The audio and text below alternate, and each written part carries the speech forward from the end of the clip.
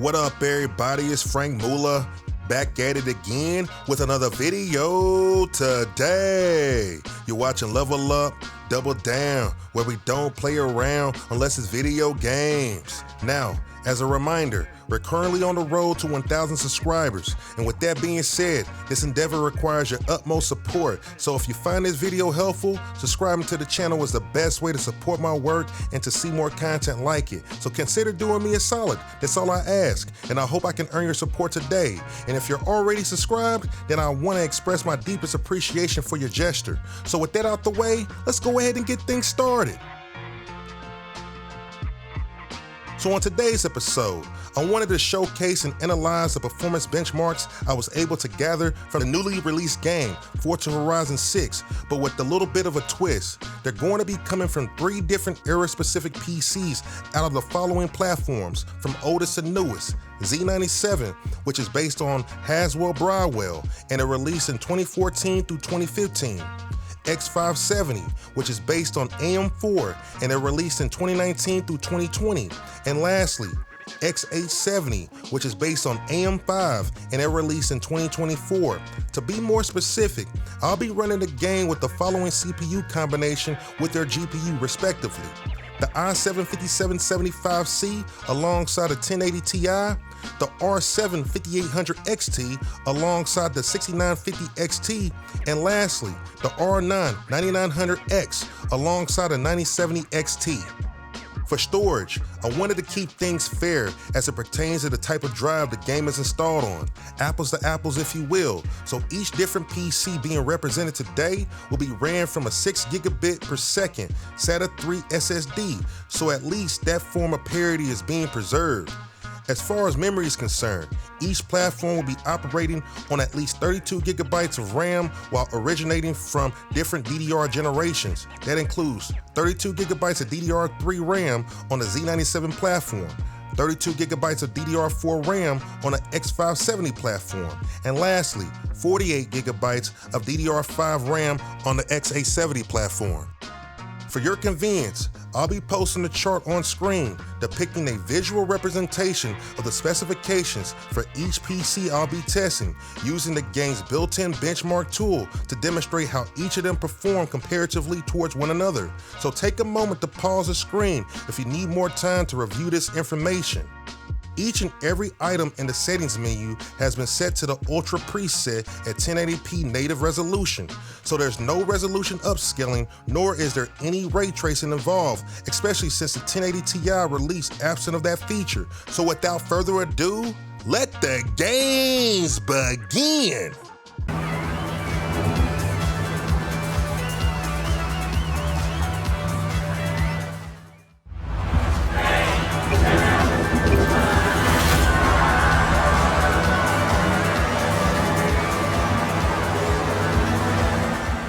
Alright, so at the start of the race, as you can see, CPU utilization on the X870 platform is around 30%, while on the X570 platform, it's hovering around 50%, give or take, which I'm chalking up to the fact that the X870 platform containing the 9900X runs on more cores and at a higher frequency. However, when you pay attention to the Z97 platform containing the i7-5775C, it's at 100% CPU utilization, which is to be expected since you're dealing with the 4-core processor that's working twice as hard as a 5800 XT, which is tied to the X570 platform, and it's operating on 8 cores, which plays out in the FPS numbers since it's getting twice as many frames per second. Now here's where things get interesting. GPU utilization is at 100% across the board on all platforms, which I found quite odd, since I've always had the notion that running games at a lower resolution, such as 1080p, would cause the CPU to become limited. From my understanding, as you ratchet up the resolution output targeting 1440p or 4K, that was supposed to put more of a workload on a GPU instead. So what this indicates to me is that Forza Horizon 6 is a GPU intensive game title even at lower resolutions.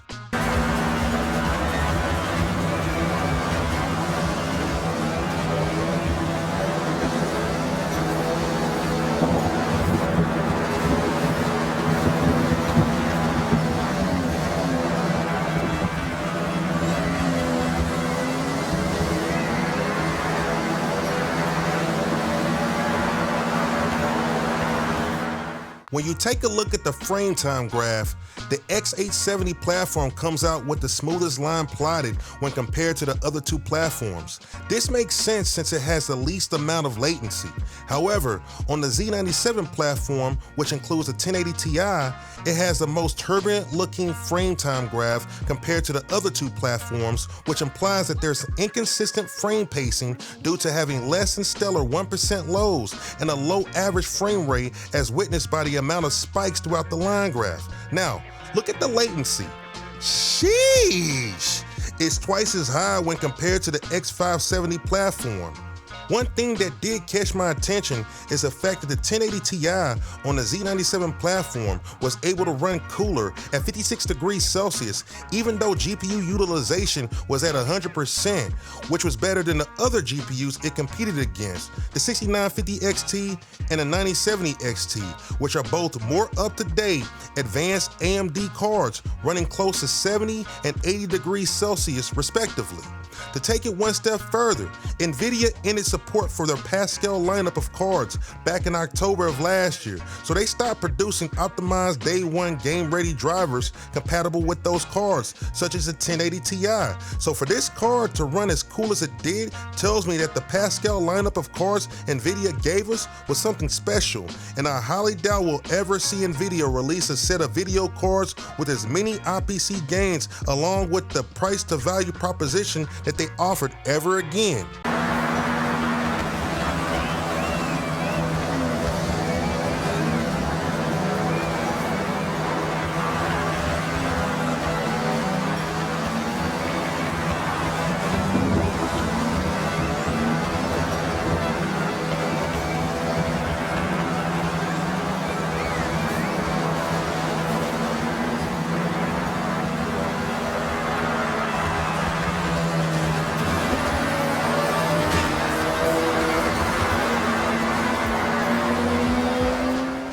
Now, I didn't want to talk too much while the performance benchmarks were taking place, so I limited my commentary to just 2 takes in between.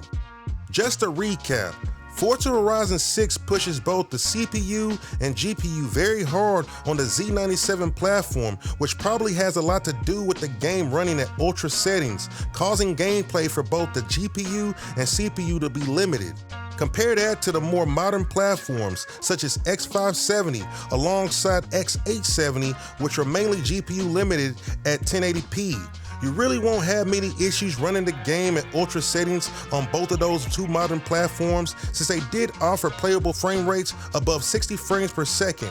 But if I had the option, I would be primarily playing at 1440p or even 4K, but only if I can cap the frame rate at 60 on the X570 while leaving the frame rate variable on the X870 platform. Bear in mind, my results are absent of any ray tracing settings enabled, so that'll be something I might have to look into on a later date. Now, going back to the Z97 platform, because Forza Horizon 6 is an action-based title, you would probably fare a whole lot better using a more capable high-end GPU, or worst case scenario, dialing down the settings to either a lower texture quality, a lower resolution such as 720p, or both. At the end of the day, Forza Horizon 6 is a very well optimized game, all things considered, if you take into account that a lot of games that have shipped out during this current console generation were plagued with all kinds of optimization woes and resource management problems upon release, to the point where a few games were found to have memory leaks, so at any point in time, the game could eventually crash on you after long gameplay sessions due to there being a lack of quality control and product testing. And one last note, to any of you guys who are still using an older platform, such as Z97 or anything prior to 2020, I really want to express that you should go into this game tempering your expectations, because at this point, they're inching close to end of support if it hasn't already passed that threshold, so keep that in mind. So as I wrap up this video, feel free to let me know in the comments, what were your thoughts about the presentation I gave? If you're interested in this type of content as it relates to analyzing gameplay performance benchmarks, hit the subscribe button down below and click the bell icon to turn on all of your notifications so you don't miss a thing. And also, if you made it this far into the video, I want to sincerely thank you for watching. So until next time, like, comment, subscribe, and share. Again, this is Frank Mula signing out. Holla at me.